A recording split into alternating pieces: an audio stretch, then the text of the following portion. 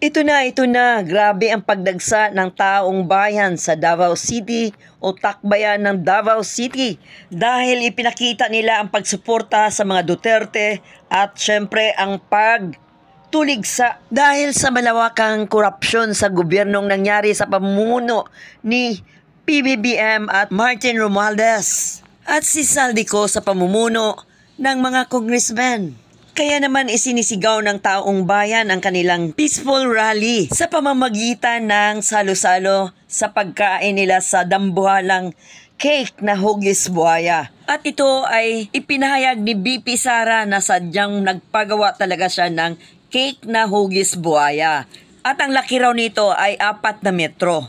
Sa pamamagitan ng hugis buhaya, dito nila ipinahayag ang galit nila sa mga politicians na corrupt sa gobyerno. So ganito nila sinelebrate ang rally or peace rally sa Takbayan ng Davao na kinabang pa ang taong bayan sa napakalaking cake na pinagawa ni BP Sara sa Takbayan ng Davao City.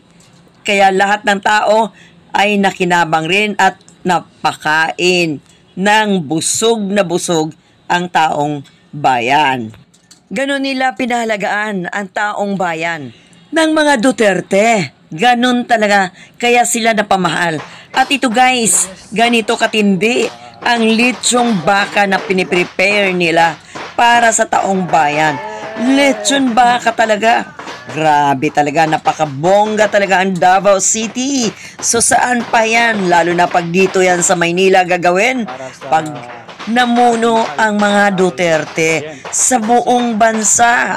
So saan ka pa? Hindi katulad ng mga pamumuno ngayon ng kasalukuyang administrasyon na sila lang mismo ang nakinabang.